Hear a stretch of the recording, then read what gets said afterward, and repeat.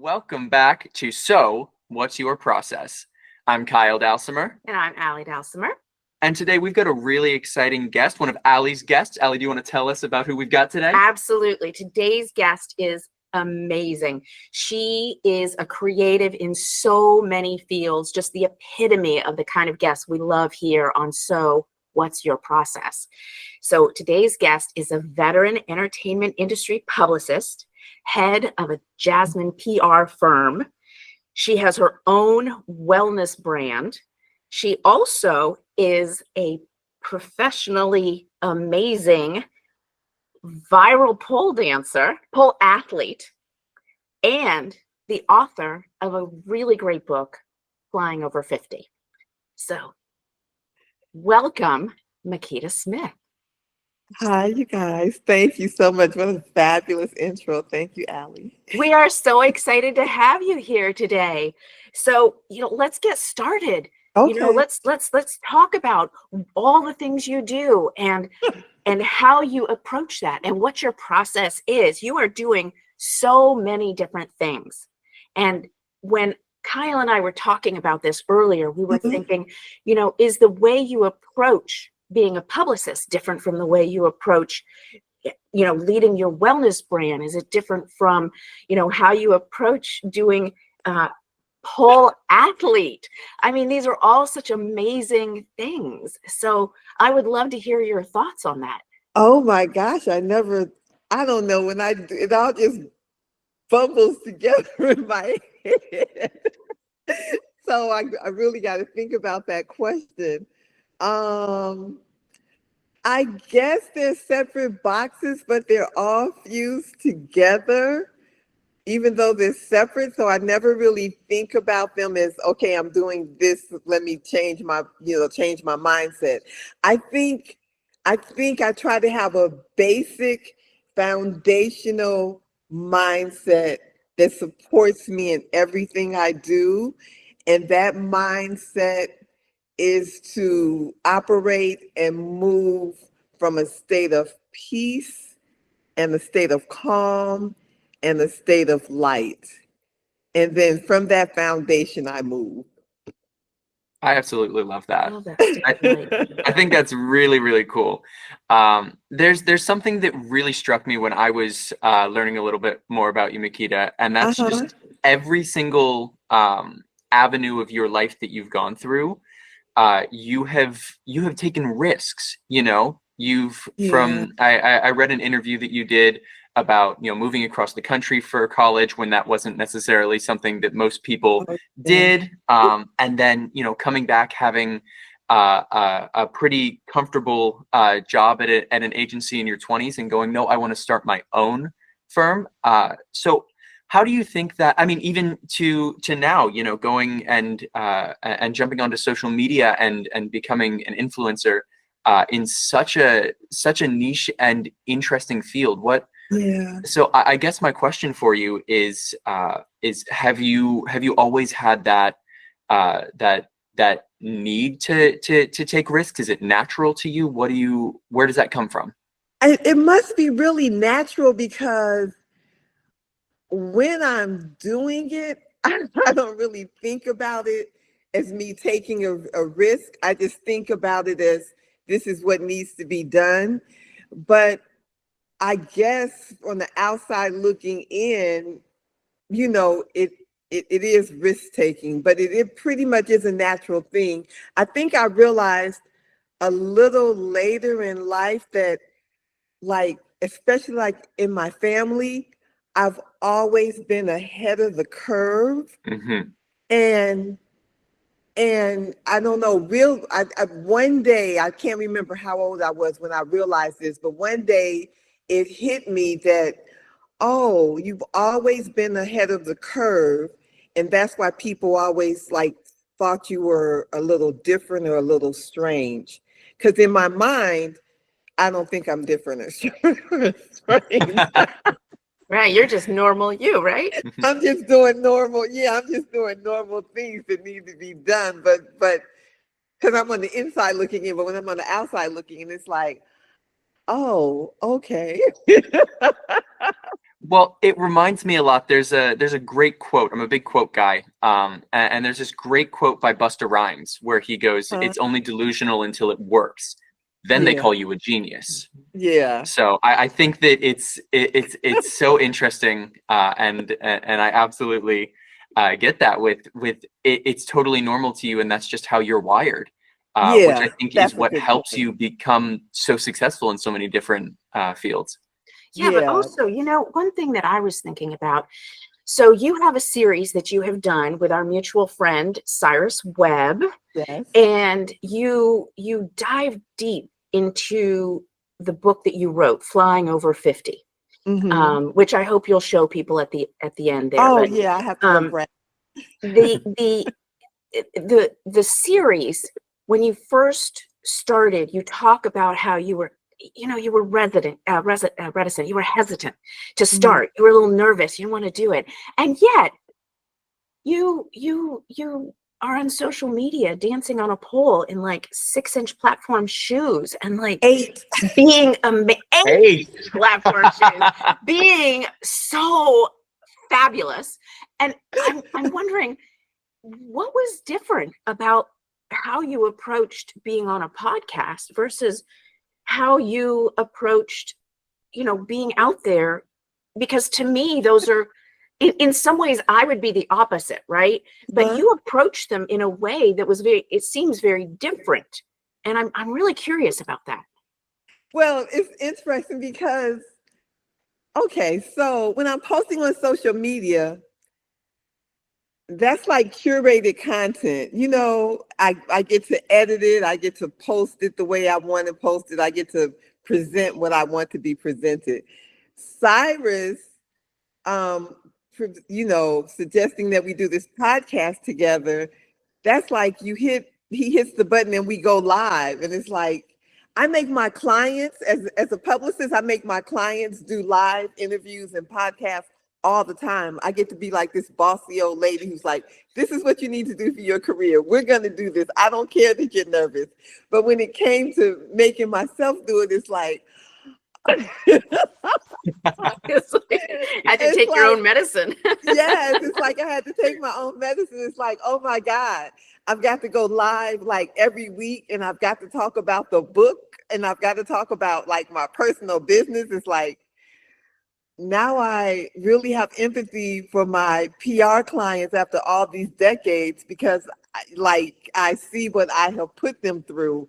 And usually like when I'm bossing them around, I'm like, this is what you pay me the big bucks for.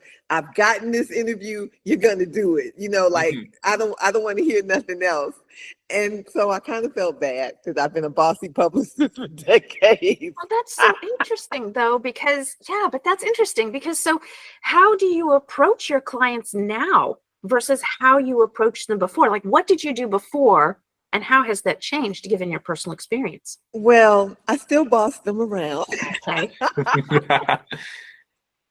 but I have more empathy now. Like I really do. I have a little bit more empathy. And it's interesting because I mean like I've been doing PR for almost 40 years now. I think it's like year 36 or 37. I lost track. Maybe 37. So a lot of that bossiness was like when I was younger and I was just, this is like what we're going to do. And I was deep in the entertainment business and it was just the world we lived in. And now, the world's a different place as well. And we're all a little bit more mature. So I moved from a space of a little bit more empathy now. And it's interesting because being a publicist and understanding the art of doing interviews and the necessity to do interviews is why I had to agree to do the podcast with Cyrus. But I really didn't want to do it. I really did not want to do it, but the publicist side of me knew that I had to do it, so I kind of like made myself do it. And it all worked out fine, which I knew it would. But it's also interesting because it's like I had to have a talk with myself at some point and say, well, you've done so many other things that people would like say, well, how did you do that? Like, why are you doing that? Well, that probably took more courage. And so I had to like have a talk with myself and be like, okay, you're just tripping. You know, once you do it, it's going to be fine. We know it's a commitment for like every week, but get over yourself, and you know it's for the greater good. And I really had to talk myself through it. So I guess that's part of also, you know, just being flawed and human. Yeah. So that's interesting. So you had like a whole pep talk process that you did with I that. really did, because I really didn't want to do a weekly podcast. I was like, oh my God, I got to show up live on camera every week. Like, how? Yeah. That's fascinating. I wonder, with that whole pep talk process, and you haven't really had that with other ventures in your life, have you? Mm, the only other time I kind of remember, okay, so when I started training, this is like going off topic, but it's on topic. Okay, I started training. It's called the feet up. It's over here, so I'm looking at it. It's a feet up chair. You put your head in it and you like position yourself upside down in it and you exercise from it. Okay, it's called the feet up. That's what it's called. And I started training to do the feet up chair maybe about 3 or 4 years ago. So I was in my 60s, right? Now, you would think after doing pole, the hammock, the aerial hoop, maybe trapeze, like all the different aerial things I have done, it would be like, oh, let's just try another contraption and it's going to be so easy. The feet up chair for me was really challenging.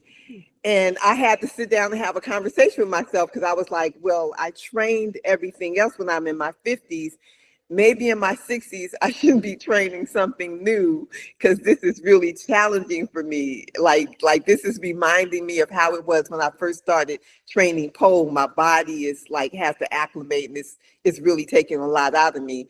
And I had to tell myself, girl, shut up. You've done all those other things. You're going to get on this feet up chair once a week in this class, and we don't care how difficult it is. You're going to master this. And I was like telling myself, okay, fine. Amazing, amazing.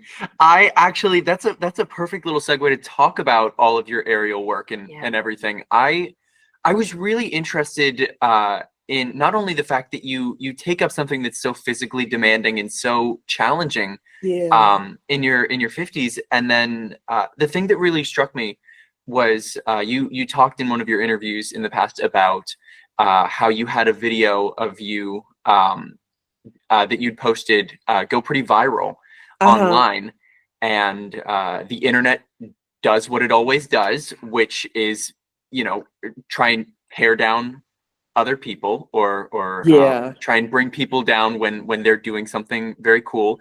I wonder, just with your whole process of always taking these jumps and continuing to chase after what you want. You've got a very clear path all the time of going after what you want and not being afraid to do that. Did you have any hesitation after getting that kind of feedback, or did you just immediately dismiss it? You're talking about the first time I went viral, when they dragged me across Yes. social media. Yes. That was 2016. And oh my gosh, I literally, now that I had a bunch of conversations in my head, because in my head I was under the bed and I was like, silly rabbit, what made you think you should start pole dancing? Like, maybe you should stop, or like, this is crazy. Like all those comments, people, oh my God, it was so much negativity. And I'm like an empath, so I could like feel it energetically. And it really weighed heavily on me. And again, I had to have a conversation with myself, like the two opposite sides of myself. The one self is going, girl, maybe we should quit. And the other part of me was like, you're from Chicago. Get over it. You're a gangster. These people don't know who you are. You climb poles in 9-inch heels. Your body hurts every day and you still keep moving. You're going to let a bunch of comments stop you? This is the conversation I have in my brain. And I'm like, you're right. You're right. Screw them. I'm gonna wear less clothes. I'm gonna wear higher heels. I'm gonna post like crazy. I'm gonna post more every day. I love that. I love that. I love that. But there are two parts of my brain and we battle. But I think the amazing thing is that it seems like in the vast majority of times you let that strong stand up for yourself voice, you let that one win in the end. And, yes, I do. And we get to continue having the amazing content that you put out, the exciting ventures, the book, the PR firm, everything, because you listen to that strong voice. Yes, I think the lesson, I think all of us have two voices in our head, and you have to make a decision. Which voice are you going to give the power to? And I think that's where some people succeed and that's where some people fail. Because some people let that negative voice take over and win. And I think the more you give more energy to the positive voice, the easier it becomes to do more positive things. Because I'm not saying like, us as creatives on the whole, we make this look easy, but it really is an internal battle to keep forging ahead in a culture which would rather have you stay like mainstream like everybody else and do what everybody else is doing. Even now, I'm going viral now, and it's so much different from 2016. It's way more positivity.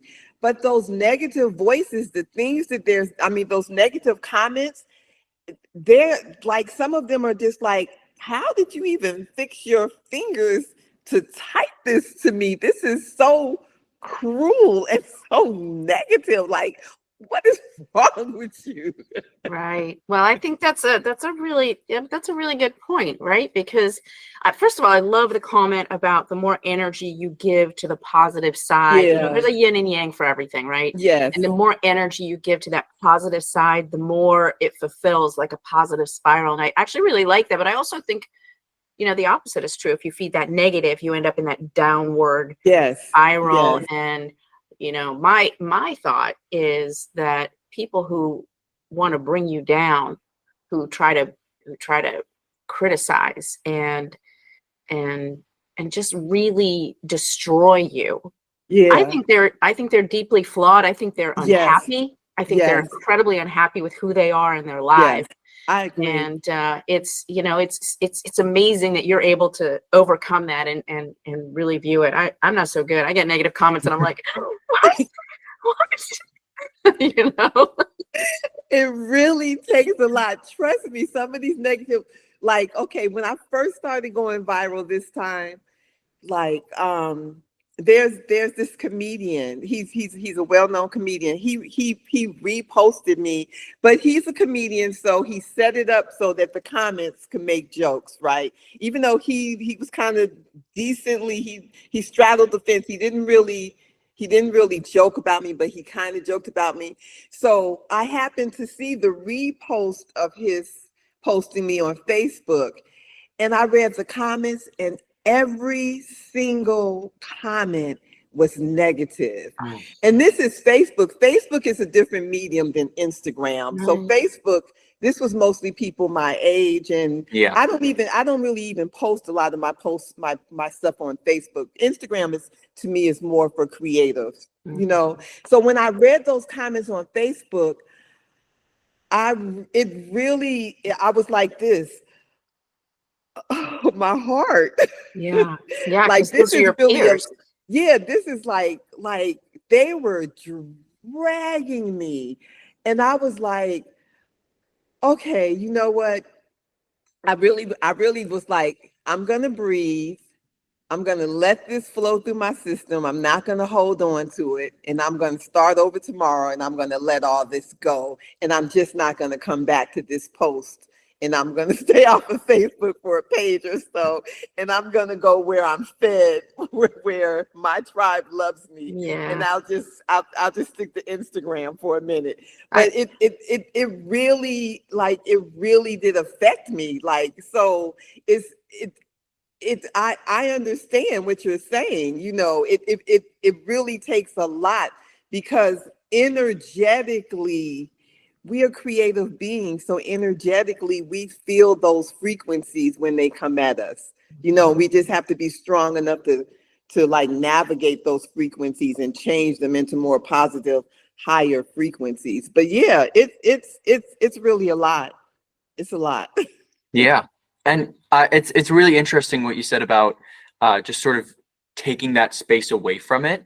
I know that everyone has different processes when they get to the point where they're getting negative response online, and they're getting, because that's it's a sign that you got success and you've been doing well when you're taking up space in other people's minds to make them be angry. And I've talked to so many people who've had different experiences with that, and everyone's got a different process for dealing with that, whether it's letting go or trying to find the comedy in it. I always drinking heavily. Hopefully not that one. I wonder if you completely let all the comments go and you try and just erase them from your thought, or if you have any that stick with you, maybe for their absurdity or something that makes you laugh at just how absurd this negative comment was. It's so funny. There are a couple of comments, and I hate that I read them, because, you know, this is the other thing. Back in the day as a publicist, I used to tell my clients, don't read the comments. Don't read the comments. Because the comments will take you out. They'll take you out of your creative space. Don't read the comments. And it's funny you ask that, because there are a few comments that end up haunting me. And it's so interesting. This is okay. So I've gone viral a few times now, but now me going viral is so much different from me going viral in 2016, because I've gone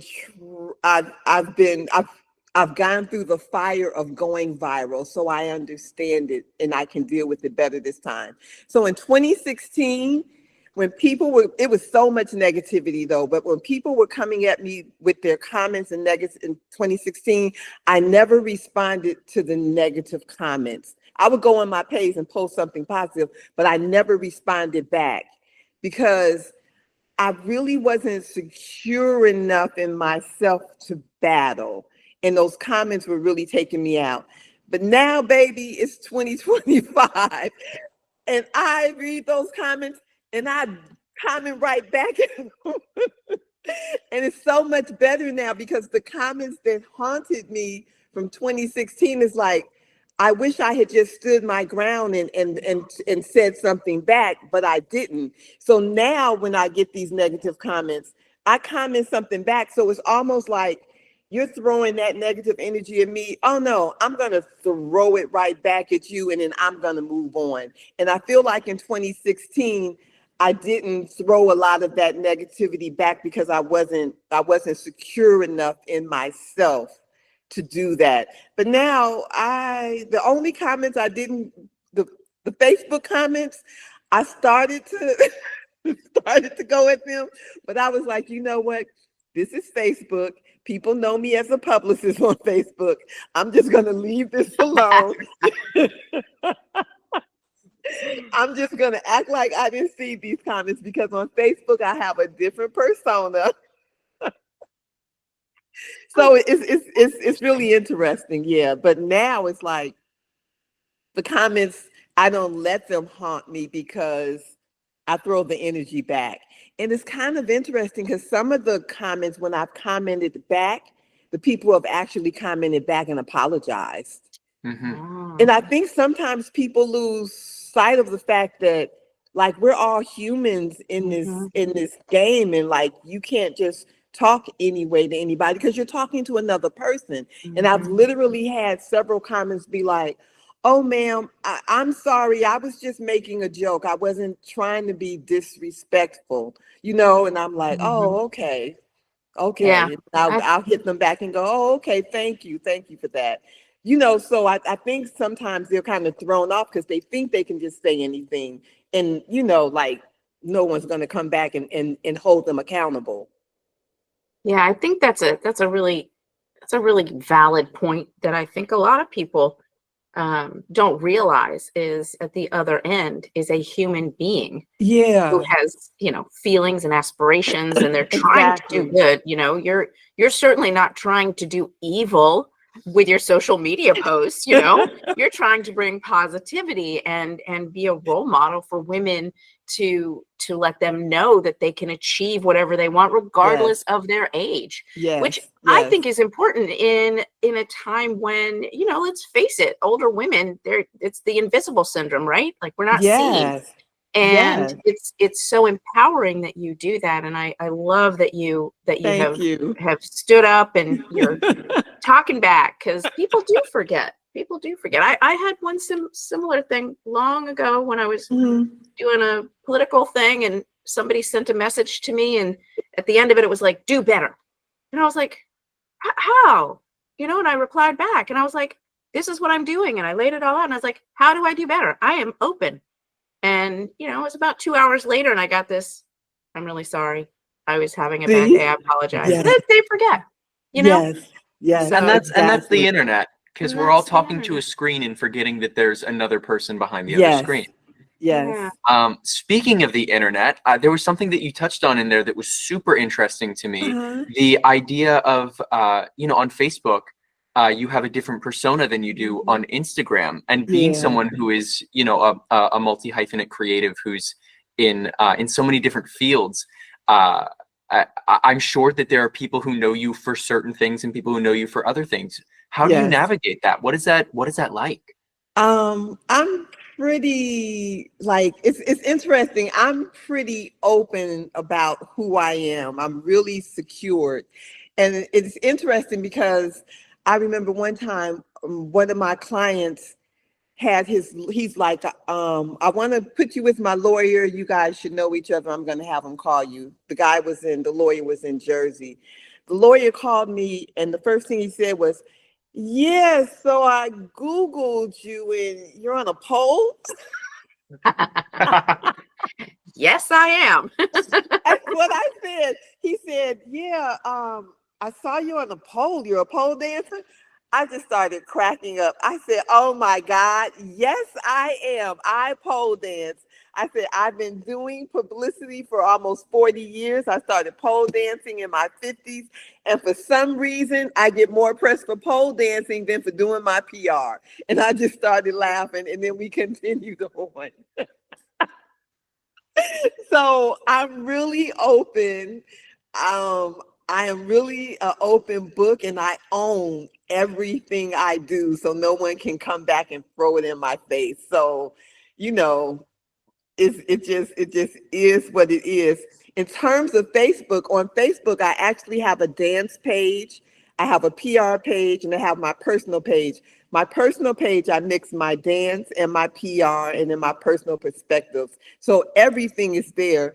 But Instagram, for me, I think for pole dancers as a community, there's a stronger pole dance creative community on Instagram. So all of my outrageous costumes and dancing and music, all that is on Instagram because there's a supportive community of pole dancers where we're all posting outrageous things, so it's not outrageous to us. So I keep most of my outrageous pole dancing stuff off of Facebook. But I tell everybody on Facebook, if you want to get a different perspective of me and see how I really am, head over to Instagram. I'm not trying to hide it. I'm just not going to post it here. Oh, that's so interesting. I don't know why, but I never thought about the fact that you're part of the community of pole dancers. Yes. And I'm wondering, like, how do you how do you interact with them? Like, how does that work? Is it Well, mostly online? Do you share content? Do you oh ever my get together? God. Yeah, okay, so it's interesting because when I went viral in 2016, 2016, I had only been pole dancing, starting 2011. So I only been pole dancing maybe 5 or 6 years. So when I went viral in 2016, what I was posting in my head, like pole dancers, we post for each other. So I wasn't even consciously thinking, oh, there are other people who may come across this post or, who might misinterpret it. And it was really just me in the studio dancing, but I had been practicing. I had literally done 3 hours of classes. So I posted something, and maybe to the average or the untrained person, it looked like I was exhausted. But I didn't really feel exhausted because I was dancing off of adrenaline and, being hyped after dancing for 3 hours. So the person who reposted it said, look at this granny trying to dance on a pole or something. And it took me out because I was like, well, anybody who trains understand if they see any exhaustion on me, they understand that, oh, she's been training. So that's the post that went viral. So so I say that to say is like our community on Instagram, it's probably like, I don't know, it might be, I know it's thousands, it might be hundreds of thousands of us from around the world. And we communicate with each other via our posting. Like I know an 80-year-old pole dancer. I think she's in Italy. Wow. I've been following her for years. I feel like she and I are friends. And Yeah. I've never talked to her on the phone, never Skyped her, never Zoomed her, but we communicate. Like I go into her post and say, oh my God, you're so amazing. You so like, she inspires me. She does aerial tricks in the air that I cannot do. And she turns 82. Like, I think she turns 82 this month or next month. That's Okay. So like we are and like my timeline, when I go down my Instagram timeline, it's nothing but aerial artists, pole dancers, yogis, creatives, like I don't even think I'm badass because there are so many more people that I'm following who I'm just like, oh my God. And it's interesting because I get caught up in my world on Instagram. And then I have to realize that a lot of people who may come across my post, like maybe their timeline is all like politics and news feed, and then they see me, So it's like, it's really interesting because I had to, at some point on Instagram, I like maybe back in 2016, I had to realize that, oh, this is not just pole dancers following pole dancers. There's other people up in our business. That's really interesting. I that's like a whole new perspective for me. I love that. Thank you for sharing that. But that leads me to another thought, which is because the pole dancing, the PR, how did you like reconcile that with, for those who haven't read your book, Flying Over 50, you share a lot of very personal stories, and you've experienced some bumps in your life. Yeah. A nice way to say that. You've really faced some serious challenges and some true trauma.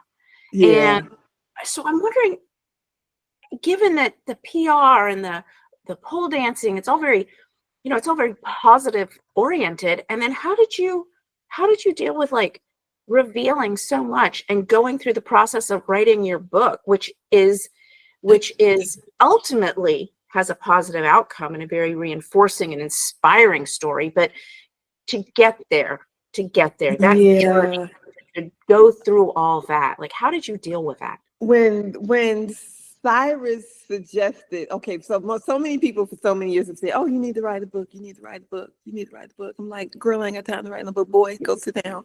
I ain't got time to write no book. So when Cyrus was like, you should write a book, but make it simple. This is what he said to me. He said, you're always on Instagram, you're always on social media, you always got something positive to say, and you post a picture. So write a positive message, an affirmation, post a picture, give me 30 days, a positive picture, a positive message. I was like, oh, that's easy. I can do that. Psych. Yeah, exactly. When I sat down to do it, I was like, oh, this was a setup. I said, because I can't sit here and just give a positive affirmation and a positive picture without framing it. So I was like, so I've got to frame it. Like, how did I get to this thought?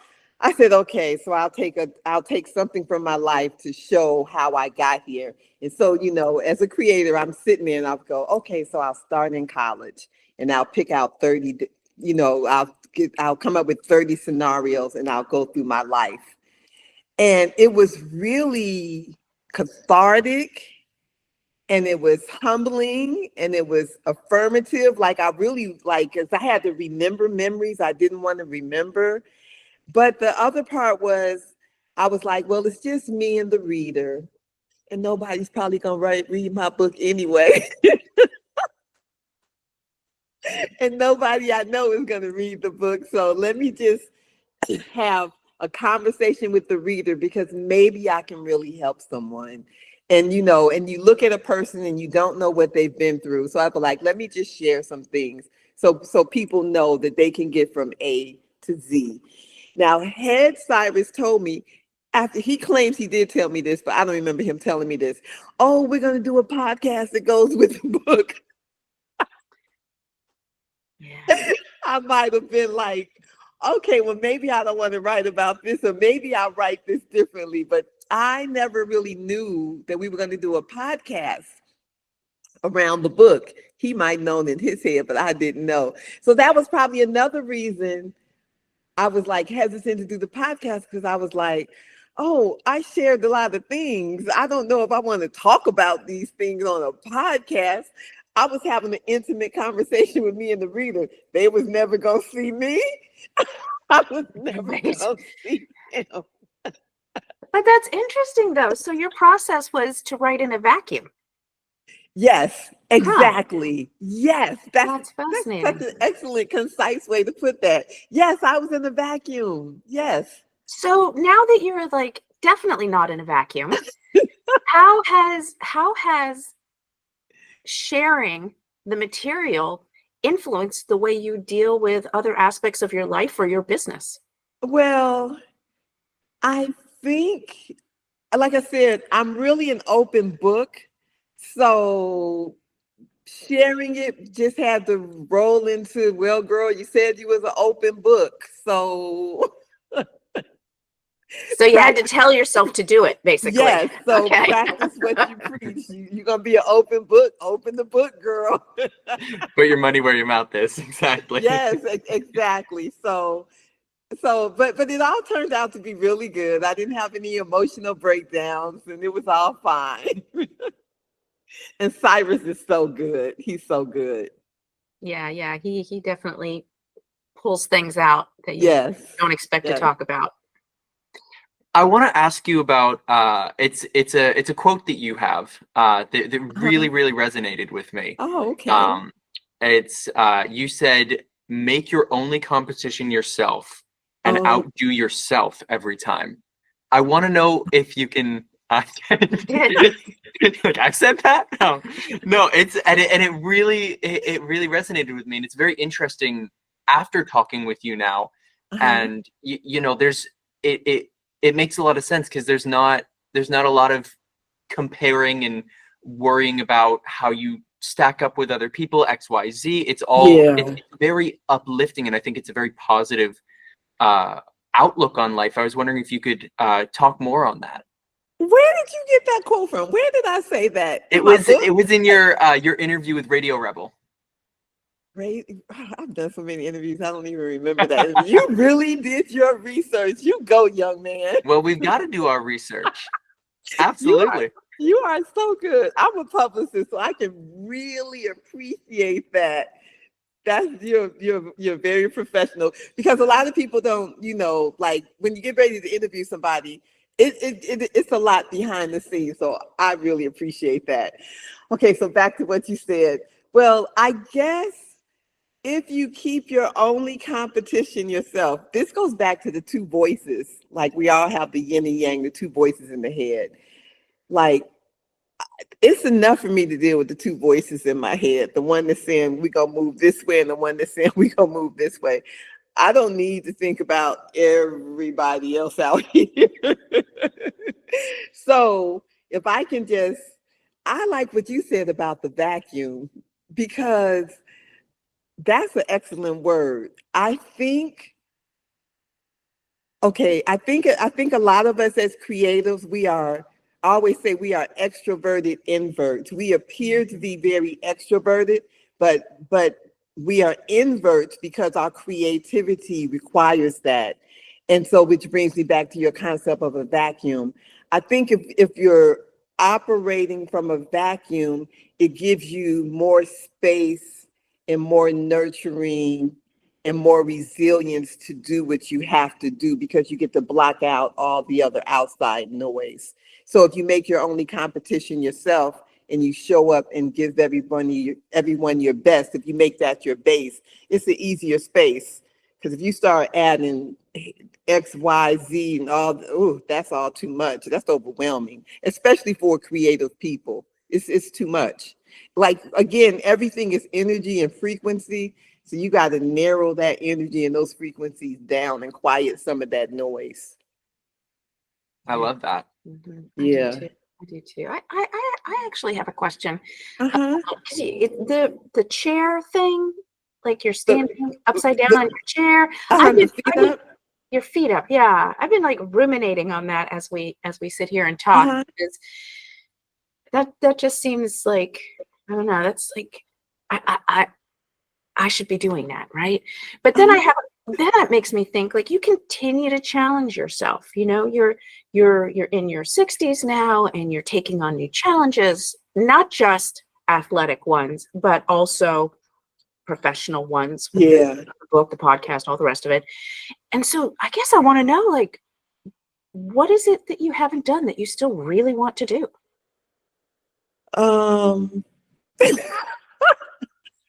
I'll tell you what I really want to do. Have a man fly me into Europe and we lay up on the beach. And I don't have to do anything but just lay there and just soak up the sun. All right. Haven't done that yet. Okay. That's great. So if you know anyone, Kyle. Listen, I'll keep my ear to the ground for you, Makeda. See if we can hook you up, okay? In the meantime, in between time, I'm just doing what I do. So then do you like actively seek these things, or do you just allow them to come to you? Because the book came to you, the podcast came to you. I don't know, did being a pole athlete come to you, or did you actively go and seek it? I did not seek becoming a pole dancer. No, it was not on my bucket list. No. That's a whole nother little story. But in terms of what you're asking, okay, so this kind of gets into like the metaphysics of how I believe and how I operate. And there's something I heard on, I was listening to something on YouTube. It was some metaphysical readings, and I thought it was so profound. It said, if you envision yourself to be the lighthouse and you're just shining your light, you're not out there looking for the ships, trying to get them to come to you. The ships just come to you. So you should be the lighthouse and, be calm and shine your light and focus on shining your light. And everything that is supposed to come to you is going to find its way to you. And when I heard that, I was like, that's amazing, because that's how I didn't realize, but that's how I've always operated, because things have just always come to me because I've just been being me. So that kind of answers your question. It does. I love that. Actually, I just wrote it down. I love that. I'm gonna have to add that to my mantra, my sticky notes that are all my little quotes I that know, keep me you going just in be life. the lighthouse and you just Be the shine your light and you lighthouse. just I love that. and you just and it's like the lighthouse, no matter what storms, when the sea goes crazy, the lighthouse is just there, steady, Solid. just shining its light. Yeah. And that's, you just rooted in your light and everything just comes to you. Amazing, right? I love that analogy when I I heard it. love that myself. Yeah. Oh, So would you say you're still open to totally new worlds? Is there a world where someone comes to you next year and says, I want you to star in a movie, I want you to XYZ, you know, all these complete a whole new adventure? Are you still open to I'm that kind of thing? still open because like part of my whole thing is like, you're never too old for anything, you know, and the internet, especially Instagram, is such a wonderful space because in my timeline, there are people who are in their 80s and in their 90s who are inspiring me as I'm in my 60s. And they are doing amazing, wonderful things, and they're sharing their life and they're constantly taking on new projects and new this and new that. And it's just indicative of the fact that there's no set age where you have to sit down and say, okay, I'm too old, I can't do anything new. There's another woman I follow, she's 82. She's been in the Guinness World Book of Records, I don't know, 6 or 7 times. She's working on being in the Guinness World Book of Records again. She's doing something athletic. She's 82. Mm-hmm. And she doesn't look like she's turning down to sit down at any point. She's just full speed ahead. There's a 70-something-year-old man I follow on Instagram. He's got every aerial apparatus in his backyard, and he is, every day he posts of him doing something on that apparatus. Wow. I feel like such a slug right now. these people I follow on Instagram are all older than me, and they're all doing more than me, and they inspire me to be like, okay, girl, that's why one of my hashtags is only 64, because I have to give homage to the people I'm following, because to them, I'm probably a youngin' and a baby. They're probably like, child, you only 64. They're in their 70s, they're in their 80s. Some of them are pushing 90. Okay, there's some people I follow on Instagram who are literally in their 90s. And then in my timeline, I'm constantly seeing stories of people who are 100, 102. So it's like, this pro-aging thing, we did not make this up. This is real. Like, it's what your mind puts out there. It's what you can achieve and create. So I'm like, I feel like as a so-called senior citizen, I'm a baby senior citizen. I'm a youngin'. I'm just getting started. I think I have to thank you for some of what's been popping up on my Instagram feed, because I started following you a while back and I've been getting these videos, and there was one that popped up for me 2-3 days ago, and it was a 102-year-old woman running a race. And I was like, this is awesome. Occasionally I'll send them to my kids, you know, I'll be, look at this. And they're like, yeah, whatever, mom. But I think I have you to thank for shifting what I am seeing in my Insta feed. So thank you. Yes, Thank you. my algorithm sends me all the good stuff. I can't even think that I know 64 to some people is really old, but I really feel like on the spectrum of aging, 50 and 60, like, we're just babies, because these people I'm following, their 70s, 80s, hitting 100. Oh, child. I like to think of life in kind of trimesters of 33 years. Exactly. That's how I feel like, you know, it's a second trimester of life. You're really still in those middle years. Exactly. So yeah, I'm open. I'm just the lighthouse, but whatever's coming my way, bring it on. Mm-hmm. And you only engage with good content, which brings good content back to you. Yes. And I think that's really telling. I think that people who have a more negative outlook on life get fed more negative content because that's what they engage with. Yeah. So it's so telling, and it goes back, you talking about all these people who inspire you, and not, it goes back to that idea of the only competition being yourself. Yeah. I think that's wonderful. Nice full circle there. That was good. Listen, I do my best. Yeah. He's so good. He is He's so good. Yeah. Yeah. He's good. He's good. So I have another question. So Mhm. it's a little bit random, but given all the different things that you're doing, and given that you're an open book, if someone were to shadow you around for a while, a day, a week, a month, whatever, Uh, what would they learn about you that people don't really know and would surprise people? I think I really spend a lot of time meditating and studying spiritual literature. And I think like people might be surprised by that, because like you look at like how active I am and how much I do, it seems like I'm just on the go, on the go, on the go. And at a certain point in life, I don't know, it was in my late 40s or 50s, I realized the importance of rest and sitting still. And so I really spend a lot of time being still. Like when I wake up in the morning, I literally spend 30 minutes in meditation and breathing with headsets on. I don't do anything else. Oh, And wow. then I get on my my trampoline. I spend maybe 10 or 15 minutes and I'm listening to something metaphysical to feed my brain. And then when I get in the shower, I'm listening to something else metaphysical to feed my brain.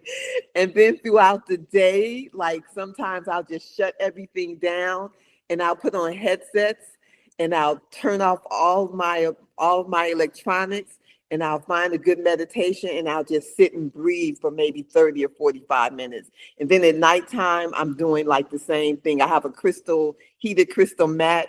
I'm always on my mat. So it's like, I think people might be surprised how much time I literally spend in stillness. And I talk a lot about resetting your nervous system. And the only way you can really reset your nervous system is to breathe and be still. And that is your springboard to create and do everything else. So I think if somebody shadowed me, they'd probably be like, we meditating again? So that's really interesting, because I'm just going to bring it full circle as well. So that is your process. Yes, That is that's your the process for process. entering the day, getting Yes. through the day, And through the and day, wrapping up the day. And that's your yes, process right that's there. my process. I love that. Yes, I that's love it. that. Wow. Okay. Wonderful. Well, I think that's a wonderful way to wrap things up. Makeda, I would love to give the floor to you so you can plug your socials, any projects you're Okay. working on, anything you want the people to know. Your book. My media handles are, let me think, Flying Over 50 and The Makeda Method, Makeda, The Makeda Method. You can pretty much find me. My websites are there. You can Google it and all my stuff will pop up, my social media handles. And then my PR agency is Jasmine PR, Jazz, like the word jazz, M as in Mary, Y as in yellow, N as in Nancy, P as in Paul, R as in relations, Jasmine PR. And that's at jasminepr.com. Excellent. Excellent. Any last thoughts? Anything you'd like to share? And also, do you have any final words of wisdom or motivation that you would like to share with people who might be interested in pursuing their own creative endeavors? I think, I think the most important thing right now, especially like while the planet is in so much turbulence, because the planet is really moving from the old into the new. So there's a lot of turbulence right now. I think if people, instead of getting riled up by the turbulence, it's just so important to be still and to center yourself. When you can be the quiet space or the eye of the storm and let things swirl around you, you're really operating from a place of power.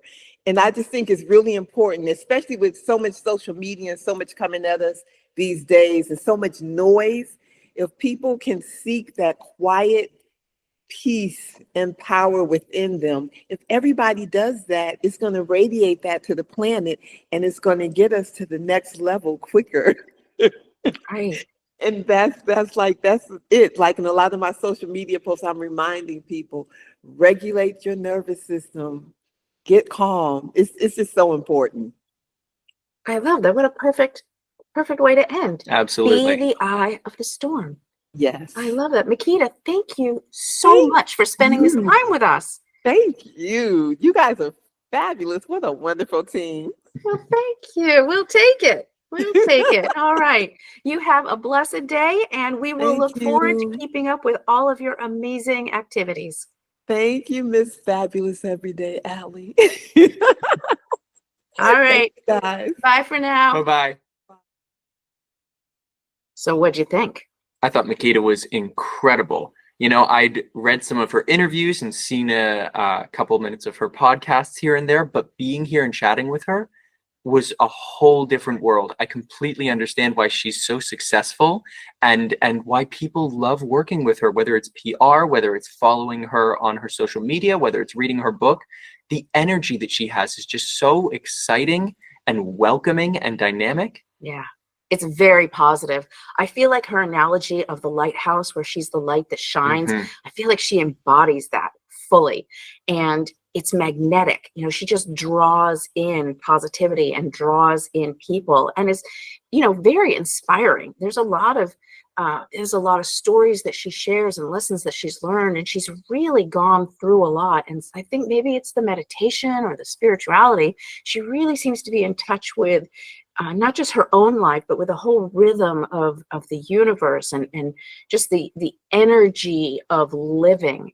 And I really enjoyed having her. So Absolutely. And you know what? I have a sneaky suspicion that we can have her on in a future season and talk about something completely new, just based on how eclectic and exciting her life is and how she keeps herself open to all these opportunities. yeah. I think there's a real world where we'll have her on and have zero overlap. Talk about an entirely different project and a new phase of her life, and maybe a whole different process, because her process has changed over the years. And that was a really insightful aspect as well. It really was. So. Well, that just about does it. Thank you for tuning in for this week's episode with Makeda Smith. Make sure to follow us on social media so that you can stay updated with what we've got going on. Make sure to subscribe and turn on post notifications so you never miss a new episode. And in the meantime, Allie, Join us next time on So What's Your Process? bye-bye.